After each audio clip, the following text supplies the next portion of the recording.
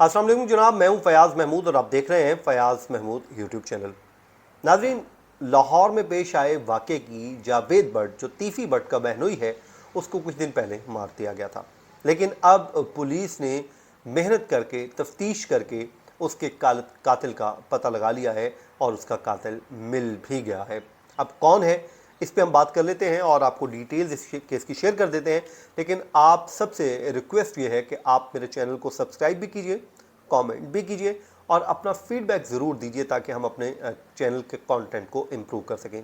दूसरी बात, अपने इलाके में होने वाले जो वाक़यात हैं, जो सोसाइटी में आपके पेश आ रहे हैं, उस पर अवेयरनेस के लिए भी हमारे साथ शेयर कीजिए ताकि हम लोगों को अवेयरनेस भी दे सकें और हम आपकी आवाज़ भी बन सकें। चलिए जी, बिस्मिल्लाह करते हैं। आज का हम अपना वीलॉग जो है बाकायदा तौर पे आगाज़ करते हैं। पहले मैं थोड़ा सा आपको इस केस का बैकग्राउंड बता देता हूँ, जो लोग आज देख रहे हैं उन्हें ये समझ आ जाएगी। जावेद भट्ट साहब जी बहनोई थे तीफ़ी भट्ट के, और तीफ़ी भट्ट जो है और गोगी भट्ट ये वो मुल्ज़मान हैं जो अमीर बलाज कत्ल केस में नॉमिनेट हुए हैं। उसके बाद एहसन शाह का मामला पेश आया, पुलिस इनकाउंटर में वो भी मारा गया जो उस केस में गिरफ्तार था, अमीर बलाज केस में। और उसके कुछ ही दिनों बाद जावेद भट्ट को गोलियां मारकर मार दिया गया। अब जावेद भट्ट से मुतालिक बताया जाता है कि बड़े शरीफ इंसान थे और ताजिर आदमी थे और इनका कोई ऐसे कामों से कोई लेना देना नहीं था। यही वजह थी कि वो अपनी गाड़ी खुद ड्राइव कर रहे थे, बल्कि साथ में उनकी अहलिया बैठी हुई थी और साथ में उनके बेटे की बेटी भी बैठी हुई थी जिन्हें वो स्कूल से लेने जा रहे थे या लेकर आ रहे थे। अब ये रास्ते में पहुंचते हैं तो नहर के किनारे ही शूटर आते हैं और वो इन्हें गोलियों से भून देते हैं और ये मौका पर ही अपनी जान की बाजी हार जाते हैं। जिसके बाद देखते ही देखते लाहौर पूरा जो है वो एक दफ़ा लरज़ कर रह जाता है। कहा जाता है कि ये अंडरवर्ल्ड की लड़ाई है और इस लड़ाई में अब हाथियों की लड़ाई में रिश्तेदार भी आना शुरू हो गए हैं, क्योंकि पहले जो है दो जो है ख़ानदानों का एक दुश्मनी चल रही थी, लेकिन अब इस दुश्मनी ने अपने दूसरे जो फैमिली रिलेटिव्स हैं उनको भी अपने लपेट में लेना शुरू कर दिया है और ये आग जो है रुकने की बजाय अब आग फैलना शुरू हो गई है। पहले अमीर बलाज फैमिली के 3 लोग मरे, जो अमीर बलाज का दादा, फिर उनके वालिद टीपू और उसके बाद ख़ुद, और फिर उसके बाद एहसन शाह, और एहसन शाह के बाद अब जावेद भट्ट। अब इनके मुकदमात आपस में चल रहे हैं और जावेद भट्ट का जो मुकदमा है वो जो है अमीर मसब और कैसर भट्ट पर जो है उसमें नॉमिनेट कर दिया गया उन्हें, और बाकी उसमें शूटर्स को इन्वॉल्व किया गया कि इनका किया गया। जिसके बाद पुलिस वहाँ पर एक्टिव हुई, पुलिस ने वहाँ पर जो है फौरी तौर पर तफ्तीश का आगाज़ कर दिया और सबसे पहले जियो फेंसिंग की गई ताकि हम जितने भी लोग हैं उस एरिए में उनको आइडेंटिफाई किया जाए। तकरीबन को 3000 नंबर्स की जियो फेंसिंग की गई, उसमें से उसको शॉर्ट लिस्ट किया गया ताकि उस शख्स तक पहुंचा जा सके कि जो उस वक्त उस वकूआ पर मौजूद था। अब हुआ ये, जो पुलिस ज़राए के मुताबिक, जो मेन स्ट्रीम मीडिया भी अब रिपोर्ट कर रहा है, उसके मुताबिक जावेद भट्ट का जो कातिल है वो मोटरसाइकिल सवार मुश्तबा शख्स निकला है और पुलिस की तफ्तीशी टीमें रक्षा ट्रेस करके शूटर तक पहुंच गई हैं। पहली बार ऐसा हुआ है कि आमतौर पे हमने सुना था कि शूटर आते हैं, बाइक पर आते हैं और करते हैं और कर कर चले जाते हैं, लेकिन इस दफ़ा रिक्शे का इस्तेमाल किया गया है। यानी कि हैरान कुन तौर पे ये जो क्राइम करने वाले लोग हैं वो उसमें भी वारदातों में हो रही है। अब ये किसने किया है, कौन सी पार्टी इन्वॉल्व है, इस पे पुलिस इन्वेस्टिगेशन कर रही है और इसी के सिलसिले की ये कड़ी है कि यहाँ पर वो पुलिस पहुँची है। जो चैनल्स पे इस वक्त वो चल रही हैं, पुलिस ज़राए भी ये कह रहे हैं कि जी जो शूटर का नाम जो है वो अज़हर बताया जाता है। अज़हर नामी शख्स था और शूटर अज़हर ने गढ़ी शाहू के रिहायशी वजीहुल हसन से रिक्शा जो है वो किराए पर लिया। आमतौर पे आपको पता है जितनी भी ये वारदातें होती हैं, ये ट्रांसपोर्ट जो इस्तेमाल की जाती है वो हमने देखा है किराए की इस्तेमाल की जाती है। पीछे वो डॉक्टर शाहिद सदीक का एक केस सामने आया था जिसमें हमने देखा था कि डॉक्टर शाहिद सदीक का जो कत्ल हुआ था उसमें जो गाड़ी इस्तेमाल हुई थी वो रेंट की थी और उस पर फेक जो है वो जाली नंबर प्लेट लगाई गई थी। तो यहाँ पर भी वजीहुल हसन से पुलिस ये कहती है, पुलिस ज़रा ये कहते हैं, बल्कि अभी तक पुलिस ने ज़ाहिर है ओपनली इस पर कुछ भी नहीं कहा, ये सोर्सेज हैं वो कह रहे हैं जी उससे रक्षा किराए पर लिया और शूटर अज़हर सनत नगर इस्लामपुरा का रिहायशी बताया जाता है।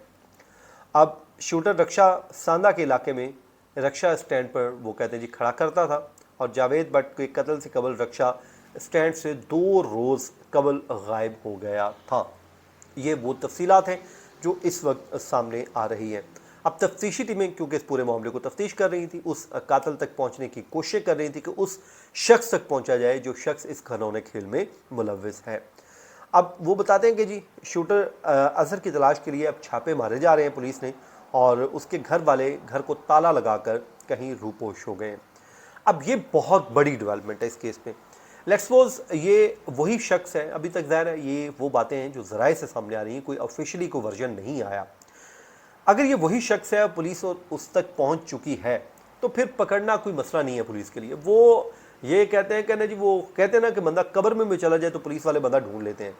तो अब इनके लिए बंदा पकड़ना मुश्किल नहीं होगा, ये एक ना एक दिन पकड़ लेंगे, गिरफ्तारी कर लेंगे, क्योंकि वो जितना मर्जी छुप जाए, अगर है तो पाकिस्तान में, तो ये गिरफ्तारी कर लेंगे। तो उसके बाद चीज़ें और भी क्लियर होना शुरू हो जाएंगी, और अब तफ्तीशी टीमें जो हैं उसकी तलाश कर रही हैं।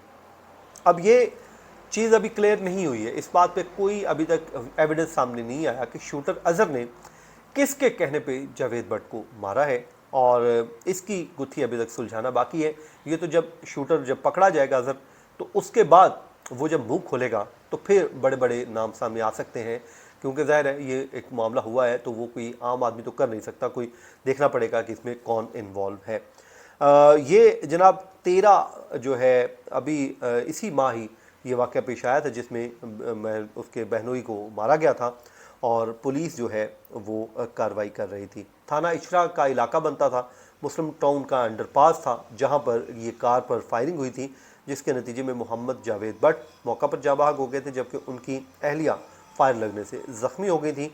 गाड़ी में सवार मकतूल जावेद भट्ट की बेटी महफूज रही थी, और जावेद भट्ट अमीर बलाज कत्ल केस के मरकज़ी मुलजिम तीफ़ी भट्ट के बहनोई बताए जाते हैं कि जी वो बहनोई हैं। अब आप देखिए कि ये वो दुश्मनी है, ये वो आग है जो अब फैलती जा रही है। तो कहीं ना कहीं तो आपने इस आग को स्टॉप करना है। एक दूसरे के बंदे यूं ही मरते रहेंगे, कभी उनका बंदा मर गया, कभी इनका बंदा मर गया। अब जो भी कहें ये किसी और ने मरवाया, किसने मरवाया, लेकिन उन्होंने नॉमिनेट इन्हीं को कर दिया। तो मैं ये समझता हूँ कि खुदारा ये बंदे मारने वाला काम मत कीजिए, क्योंकि इंसान है, वो भी इंसान है, दूसरे भी इंसान है। अपने मसाइल यहीं हल कीजिए। एक दिन ज़िंदगी आपकी वैसे सबकी ख़त्म हो जानी है, तो क्या हासिल वसूल क्या होगा? कोई साथ तो कुछ नहीं लेकर गया, सब ने यहीं रह जाना है। और ये जो लोग शूटर चंद पैसों के एवज़ तस्वीर देख के बंदा मार देते हैं, क्या उन्हें रात को नींद आ जाती है? क्या वो पैसा अपने बच्चों को खिलाते हैं किसी की ज़िंदगी लेकर? वो किस तरह खिला लेते हैं? क्या उनका ज़मीर मर चुका होता है? क्या उनके सीने में कोई दिल नहीं धड़कता होता? ये कैसा उनका बिजनेस है? ये कैसा उनका कारोबार है? ये कोई कारोबार नहीं है, बल्कि ये दरिंदगी है। और इंसानों की शक्ल में छुपे हुए ये भेड़िए होते हैं जो आम इंसानों को जाकर मार देते हैं, उन लोगों को ख़त्म कर देते हैं जो लोग ने किसी इनका नहीं। अब देखें, अजहर को हो सकता है जावेद भट्ट को जानता भी ना हो, लेकिन उसने ज़ाहिर है किसी से पैसा पकड़ा होगा और पकड़ के ये काम कर दिया। तो खुदारा अपने बच्चों को हलाल खिलाएं, और हलाल में ही बरकत है, हराम में कोई बरकत नहीं है। आप जो मर्ज़ी करते रहें, एक ना एक दिन वो हराम निकल कर रहता है। नाज़रीन, ये था आज का हमारा वीलॉग। अपनी दुआओं के में याद रखिए, जहाँ रहे खुश रहे, अल्लाह ताला आप सबको अपने ज़ुबान में रखे। मुझे दीजिए इजाज़त, अल्लाह ने के बाद।